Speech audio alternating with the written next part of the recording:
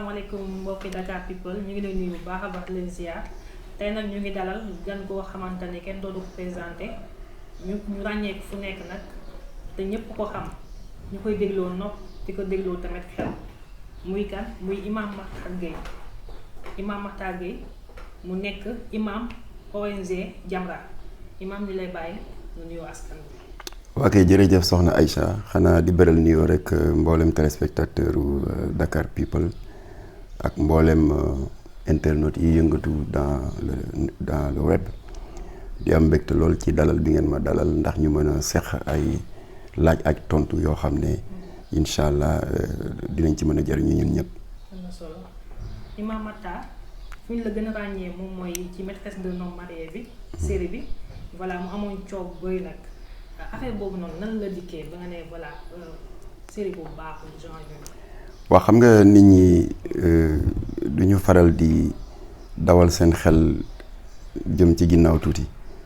ndax maîtresse d'un homme marié mooy li mujj am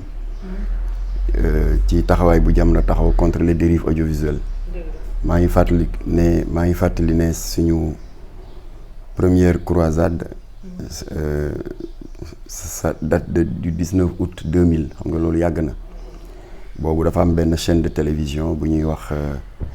Canal Plus bu doon dawal film bu yéeme boo xam ne tur bi rek àtte na boppam ñu di ko wax confession érotique xam nga Canal Plus a priori yoonu kenn newu ci parce que c'est une chaîne privée cryptée ñi am abonnement rek ñooy mën toog seetaan ko a priori waaye bu ñu fàtte ne indépendamment des abonnements am na benn plage horaire bu Canal doon maye gratuitement abonné ou pas mu doon dox diggante 18h ak 20h créneau horaire boobu la tubaab yi choisiroon parce que ay tubaab ñoo koy gérer di fa jàllale film érotique nga toog sa doom nii julli di tàkkusaan tisbaar nu tuddati gee ba noppi mbaa ngeen reer ba noppi sa doom ak say jarbaat nga toog gis yu yéeme parce que confession érotique rek doy na wax alors bu ko defee ñun ñu daal di jël li ñu yoon may dem jokkoo ak moom ne ko soit na reculer heure de diffusion bi wala mu crypter ko réserver ko aux abonnés parce que c'est pornographique comme que tubaab la faalewuñu am un comportement méprisant Latif bindat benn demande d'autorisation de marche ma dem déposer ko préfecture préfet autorisé ñu ko dinaa la ko yónnee ci seen PC yi marche bi ñu def qui avait drainé beaucoup de monde boo leen def montage ngeen dugal ko ba marche ba jeexee ñu ngi ko defoon le 19 août 2000 te pourtant booba ñun dañu amoon cër ci premier régime de l'alternance Latif il était ambassadeur il est conseiller du président de la République bu ko defee moom dafa jël yooyu yëpp sànni fële daal di jiital l'intérêt de nos valeurs alors ba marché ba jeexee ñu daal di jël benn mémorandum jox ko le ministre de tutelle muy Mamadou Diop Decroix bi fi nekk ni tey beneen bi ñu jox ko boobu Mamadou Diop Decroix moo doon ministre de la culture beneen bi ñu jox ko le président de l'organe de régulation ñu di wax le professeur Babacar Kébé temps yooyu organe de régulation tuddagul CNRA comme tey conseil national de régulation de l'audiovisuel boobu mu ngi tuddoon HCA le conseil de l'audiovisuel alors bref ci gàttal ñaari autorités yooyu ba ñu rentrer en conclave ba génn jox Jamra dëgg waaye joxuñu Jamra dëgg pour bëgg lu neex Jamra mais dañ ko sukkandiku ci texte yi régir le fonctionnement de l'organe de régulation de l'audiovisuel notamment l'article 98 09 du 3 mars 1998 bi nga xam ne moom moo fixé les objectifs assignés à l'organe de régulation en matière de protection de nos valeurs et de la sauvegarde de la santé mentale et morale de nos enfants ñoom foofu la ñu sukkandiku ne tubaab bi arrêté tubaab bi bañ ñu dóor ko amende 3 millions ba pare arrêté série bi c'était en 2019 boobu ana les petites filles là yi fërti ci maîtresse d'un homme marié xanaa ñu ngi doon raam booba il y a 19 ans de cela wala ñu nekk école primaire kon y a aucune volonté d'acharnement contre ay maîtresses d'un homme marié c'est un principe constant te suñu droit la parce que nous sommes des consommateurs et nous avons des droits et des enfants à défendre et à protéger moo tax bu yàggu rek laa jokkoo téléphone ak suñu doomu ndey Momar Ndaw ndax xam nga ñoom mois de février def nañ fi jàlloore bu mag commerçant yi fi dugaloon ceeb bu bon boobu ñuy wax Buffalo mu sakkan lool nag yomb ndekee li tax mu sakkan yomb dañ ko jël rax ci ay cristaux de silice nga xam ne dafa sew comme ceeb nekk pépite comme ceeb weex comme ceeb mais du ceeb dafay yokk volume mu ceeb bi ñuy casser prix bi di imposer ñu une concurrence déloyale ñoom Momar Ndao yi nga xam ne ñoom ñoo féetewoo wàll woowu ñoo ko xeex analyser ko ba gis ne c'est un riz frauduleux état bi jox leen dëgg sanctionner commerçant yi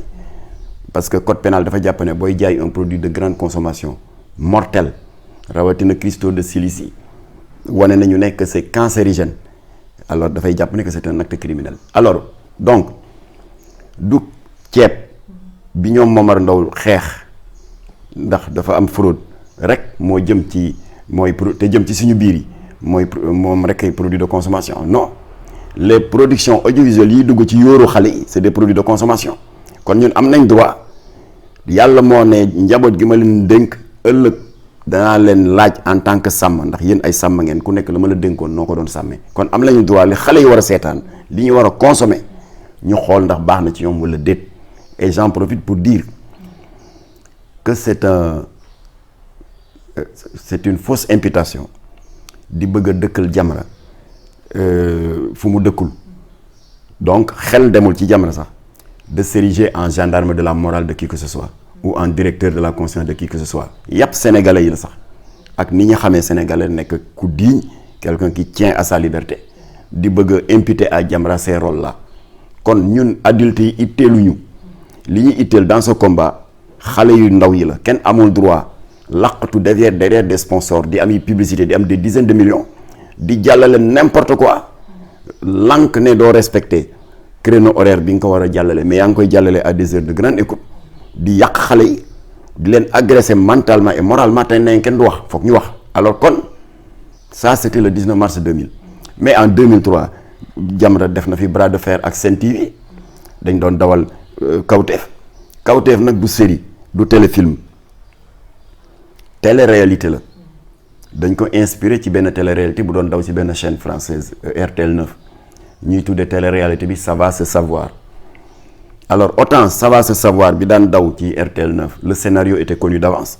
parce que dañ ko daan génne ci ay Paris Match le Parisien libéré parents d'élèves yi di ko lire enseignants yi di ko lire daan ne lii day bu commencé daw ci télé bi dina baax dina tax xale yi xam seen valeur xale yi xam société française nu muy fonctionner le scénario était connu d'avance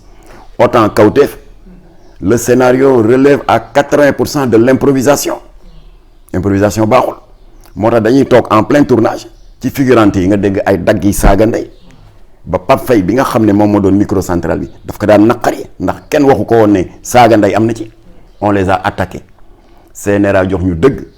ñu alamaan Bougane arrêté série bi ci mujjee mooy business du sexe bu Walfadjri wax ji titre bi rek déjà atte na boppam on a fait la même chose CNRA mettre leen en demeure ñu lànk ne du ñu arrêté série bi mu ne leen boo leen changé wul heure de diffusion bi dinañ leen alamande mu lànk ñu dóor ko alamande 5 millions mu ne du fay mais CNRA daal di saisir ARTP gars yi ñëw seen matériel ne dañuy couper fréquence bi ils ont fait un chèque fay ba pare ñu arrêté série bi est-ce que yooyu yëpp maîtresse d'un homme marié daj nañ ko moo tax y a beaucoup de gens qui disent ouais Jamra a été très cool très gentil avec maîtresse d'un homme marié loolu ñun on leur a rien fait dañ leen ne yéen yii ngeen di def ñun contre ñu ko parce que Jamra considère que la production audiovisuelle locale doit être non seulement encouragée mais soutenue te ñun dañ ko yàgg di jëfee tout le monde connaît les relations très étroites yi doxoon suñu diggante Cheikh Tidiane Diop yàlla na ko yàlla yërëm ak Abdou Latif Guèye yàlla leen yàlla yërëm Cheikh Tidiane Diop da daan wax ak Latif ci lépp Latif di ko wax léppam je me souviens film bu am solo boobu Cheikh Tidiane Diop defoon ñu di ko wax Bax Cheikh Tidiane laaj na Latif affaire drogue ak yooyu parce que ça parle de la drogue mu ne yéen Jamra am ngeen ci une longue expérience pour ma bañ a def erreur ci sama scénario mu bëgg ngeen ñëw ñu lire scénario bi daal di ko lire sottante ci xalaat et tout alors léegi ba Bax jàlle 8 ou 7 épisodes je ne me souviens plus alors ba mu jeexee xale yi yu bari y en a une bonne quinzaine dañu daw ñëw Jamra parce que xëy na seet nañu fu ñu mën a am contact ak Cheikh Tidiane Diop amuñu ko ñu yëg ne Jamra partenaire u Cheikh Tidiane Diop la bu RTS bu daaray Kocc suñu xarit la il nous a beaucoup aidé dans beaucoup de choses ñu daal di daw ñëw Jamra pas en même temps mais à des jours différents am na ci benn face à face bu ma fekkee entre un jeune étudiant et Latif étudiant bi il avait les larmes aux yeux daf ko ne man de damay drogué maa ngi jël l'hôpital bi jógee Nigéria léeg-léeg itam bu ma jekkoo damay pikiru mais bi ma seetaanee série bi acteur principal bi ak au début nu mu nekkoon ku baax ku équilibré un cadre qui aime sa femme ses enfants ñëpp a bëgg ko mu xëy bés daje grand xaaxaw ma grand joo tarxiis dugg ci drogue xaabaabal ci nga commencé gis nag l'effet inverse drogue bi di ko détruire à petit feu jikko ji di yàqu mu commencé naqari deret am na moment jabar ji wax un mot de travers sax mu dóor ko mbéj te daawu ko def mu commencé am problème dans son lieu de travail ñu mujj ko dàq à cause d'un taux d'absentéisme trop élevé ba ca fin ba sax il avait des problèmes de santé il était isolé de la société ñëpp bàyyi ko ñëpp génn ci moom xale bi ne nag seetaan naa ba 8e épisode bi ma gis waa ji comment sa vie a été détruite par la drogue man nag du man diw du ma leen nëbb ne damay drogué c'est le jeune qui parle du ma leen ko nëbb waaye ku ma dimbali ma génn ci la bëgg ndax fii waa ji egg ci film bi bëgguma fa egg alors ma bëggoon ngeen boole maag benn centre de désintoxication ndax samay waajur dañu néew doole il faut 500 000 800 000 pour se désintoxiquer donc kooku rëccu na le fait que mu dugg ci drogue ndax seetaan na série bi am lu mu def ci moom alors moo tax bi fi waa maîtresse d'un homme marié ñëwee parce que Massamba Ndour le directeur de Marodi TV qui finance la série ñëw na fi ànd ak Khadija Sy qui est la scénariste fii la ñu toog ma ne leen yéen ce que vous avez fait vous n'avez rien inventé Cheikh Tidiane Diop bi doon defar le film sur la drogue là Cheikh Tidiane Diop Daaray Kocc il n'a rien inventé ndax sa série c'est fait le reflet d'une réalité de la société sénégalaise muy drogue bi dégâts yi mu def ci jeunesse yi ci insécurité bi kan suloo xale yi tas yi yokk agression yi ba pare ñu déstabiliser notre économie en y recyclant leur argent sale kon Cheikh Tidiane n'a rien inventé dafa jël comme miroir rek teg ne nii la société sénégalaise mel mais daf ko articuler autour d'un scénario tellement intelligent que xale yi ko seetaan bi ñu paree dañ si jële yaddaange dañ si jële ay inspiration une force morale pour vaincre leur vice et sortir de l'esclavagisme de la drogue. Voilà une série qui a doublement réussi ses objectifs. Ma ne yéen maîtresse d'un homme marié vous avez réussi le premier jalon parce que yow Khadija en tant que scénariste li nga wax ci maîtresse d'un homme marié tu n'as rien inventé c'est la société sénégalaise qui est comme ça infidélité conjugale réalité la ci société sénégalaise bi ma ne ko sama compagnie gii la les tontons saay-saay bu ñu jógee déclarer seen jabar ne waaw dañu bari liggéey service ba dañu war a am séminaire de mise à niveau et cetera je dois m'absenter le week-end bon mais c'est un peu fatigant mais c'est... bref ndekete waxul dëgg jël na benn xale boo xam ne mën na nekk doomam mbaa sëtam luweel ko benn appartement 200 000 wala 150 000 dëkk di njaaloo guddi ak bëccëg ma ne ko loolu am na ma ne ko donc vous avez réussi premier jalon bi mais là où vous avez échoué mooy da ngeen ko articuler autour d'un scénario qui valorise l'infidélité un scénario qui fait l'apologie de l'adultère ngeen accompagner ko d'un langage vulgaire et pornographique nga toog sa doom nii di seetaan actrice principale bi benn moromam di ko yadd naan ko waaw bàyyil góor goo gis lang ci moom jigéen day am kii ak di ko yadd daal mu naan ko bàyyi ma sama lii maa ko moom ku ma neex laa koy jox loolu rafet na ma ne c'est là où vous avez échoué dëgg la lu baax ngeen si jubloon mais vous avez échoué c'est pour ça qu'on vous a attaqué wu ñu leen yéen rek man nettali ko ay kawte fa ci Walfadjri tout ça là te ma ne leen am nañ ci droit parce que nous sommes des consommateurs nous avons des droits à défendre ni Momar Ndao di défendre ceeb bu askan wi contre ceeb bu bon bi ñun itam lii dugg ci yóoru xale yi am nañ droit dénoncer ko alors léegi nag CNRA jox nañu dëgg on vous a mis en demeure ngeen violé ko parce que da ngeen ñëw ba ci biir koor gi agressé waat jullit yi wane fa lu bon mais boo leen respecté wul nit ñi ngeen respecté shahru ramadan weer wu sell bi alors bref donc maîtresse d'un homme marié ils sont en sursis autrement dit bu ñu récidiver waat rek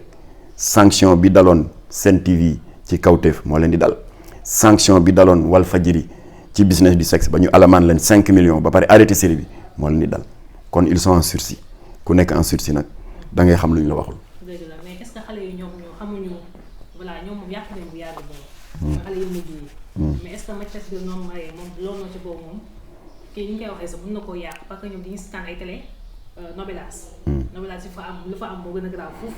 mais bari na ay journal yu may naan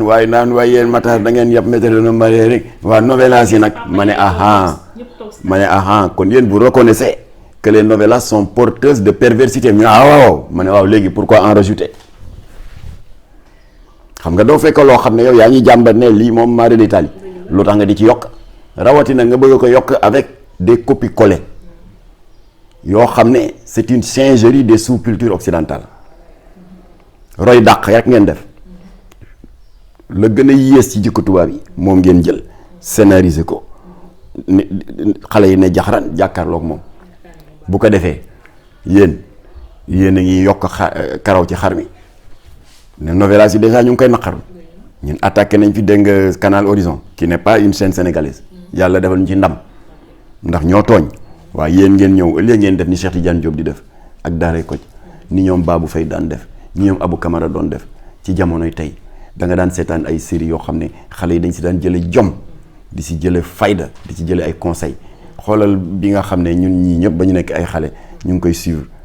nga xam ne c'est des dizaines d'épisodes muy góorgóorlu kenn du ci doyal ci ñun kii bu gàtt lay doon 15 minutes wala 10 minutes sax par épisode nga gis góor goo xam ne dégg nga bés bu ne scénario unique saa wu jógee mu ngay lijjanti ci dépense léeg-léeg jéeg ne ko ni yaay mu ne ko mu mbiri jot na de te cin tàkkugul waaw may ma tey sama yaram bi xaw a naqari waaye jàllu banaana bi ci boppu koñ bi deseloon na ma weccit xaar mu ne ko gaawal kat damay taal alors bref épisode bu góorgóorlu yi muy bari yëpp toujours yaa ngi gis le même góorgóorlu ànd ak jom di daan dooleem mu ngay yenu ay saaku ceeb mu ngay yenu ay këriñ lu mu am téeméeri dërëm ñaar téeméer yóbbu jox jabaram bañ na ko ba du premier au dernier épisode même tenue bi lay sol benn anangu faxaya ak benn caaya bu gàtt ak ay carax yoo xam ne dagg na ay yoon mu fil de fer ko di wane ne as gor mën nga ñàkk waaye nga ànd ak sa dignité kon voilà benn série boo xam ne ñi ko seetaan yëpp xam nañu ne góorgóorlu sonn na mais kenn du ko dégg mu fen kenn du ko dégg mu jaay drogue mu naan sàngara wala mu sàcc